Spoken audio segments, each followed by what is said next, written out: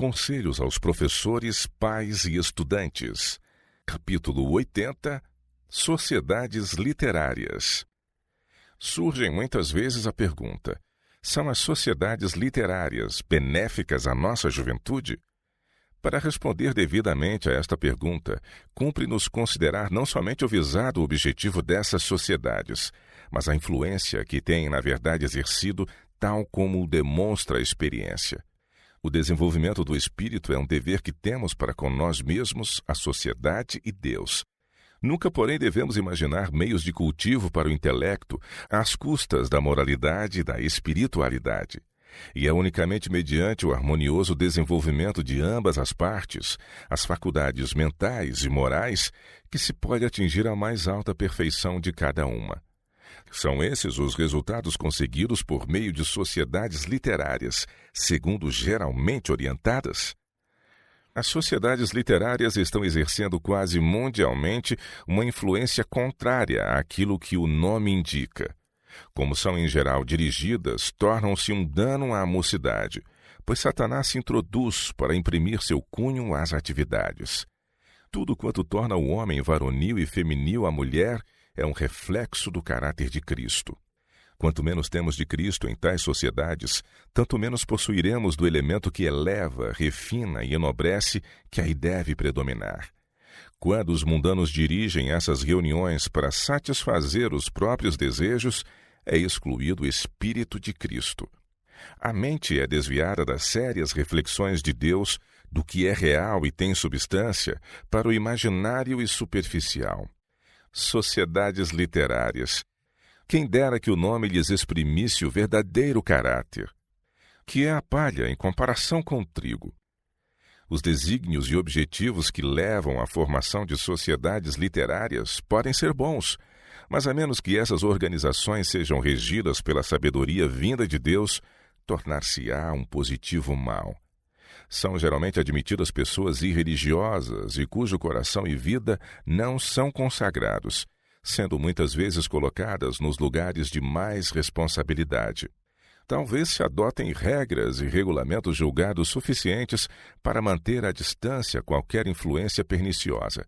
Mas Satanás, astuto general, está em atividade para moldar a associação de maneira a lhe convir aos planos e a seu tempo é muitas vezes bem-sucedido.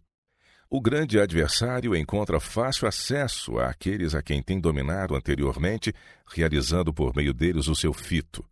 Vários entretenimentos são introduzidos para tornar interessantes as reuniões e atrativas para os mundanos, e assim as atividades da chamada sociedade literária degeneram muitas vezes em desmoralizantes representações teatrais e tolices vulgares.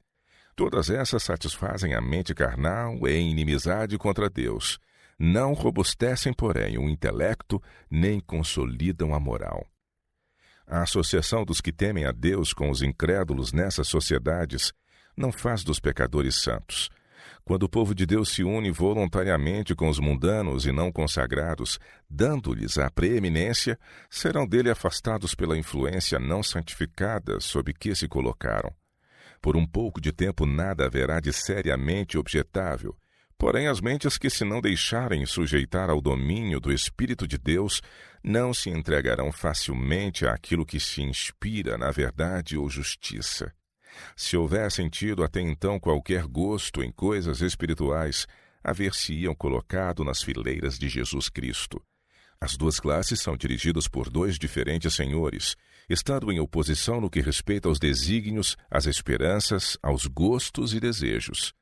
Os seguidores de Cristo encontram prazer nos assuntos sóbrios, sensatos e enobrecedores, ao passo que os que não têm amor pelas coisas sagradas não acham prazer nessas reuniões, a menos que o superficial e imaginário constitua a feição preeminente do programa. Pouco a pouco, o elemento espiritual é excluído pelo irreligioso, e o esforço de harmonizar princípios antagônicos em sua natureza demonstra-se decidido fracasso.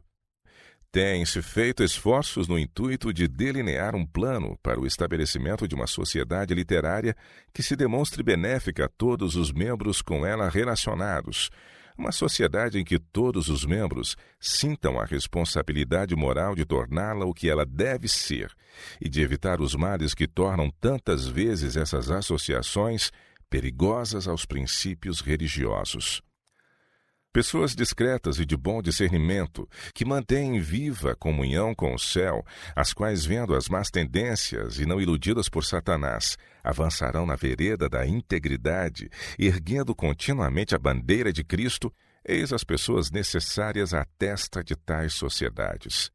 Tal influência imporá respeito e tornará essas reuniões uma bênção em lugar de maldição. Se homens e mulheres de idade madura se unissem à mocidade para organizar e dirigir uma sociedade literária, esta se poderia tornar tão útil quanto interessante. Quando, porém, tais reuniões degeneram em ocasiões de brincadeira e ruidosas risadas, são tudo menos literárias e próprias para elevar. Antes, rebaixam tanto ao espírito como à moral. A leitura da Bíblia, o exame crítico de seus temas, ensaios escritos sobre tópicos capazes de desenvolver a mente e comunicar conhecimento, o estudo das profecias ou das preciosas lições do Salvador, isto será de efeito revigorador sobre as faculdades mentais e aumentará a espiritualidade. A familiarização com as Escrituras aguça o discernimento, fortificando a alma contra os ataques de Satanás. Poucos compreendem ser um dever exercer domínio sobre os pensamentos e imaginações. É difícil manter a mente indisciplinada, fixa em assuntos proveitosos. Se, porém, os pensamentos não forem devidamente empregados, a religião não pode florescer na alma.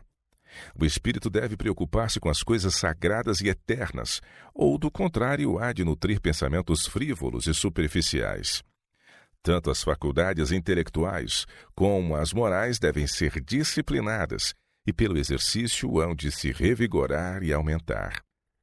A fim de entender direito esta questão, cumpre nos lembrar que nosso coração é naturalmente depravado e somos incapazes por nós mesmos de seguir uma reta direção. É unicamente pela graça de Deus, aliada ao mais fervoroso esforço de nossa parte, que nos é possível obter a vitória. O intelecto, do mesmo modo que o coração, deve ser consagrado ao serviço de Deus. Ele tem direito a tudo quanto há em nós. Por inocente e louvável que lhe pareça, o seguidor de Cristo não deve condescender com qualquer satisfação, nem meter-se em qualquer empreendimento que uma esclarecida consciência mostre que lhe viria a enfraquecer o ardor e diminuir a espiritualidade. Todo cristão deve trabalhar para repelir a onda de mal e salvar nossa juventude das influências que a arrastariam à ruína. Deus nos ajude a forçar nosso caminho contra a corrente.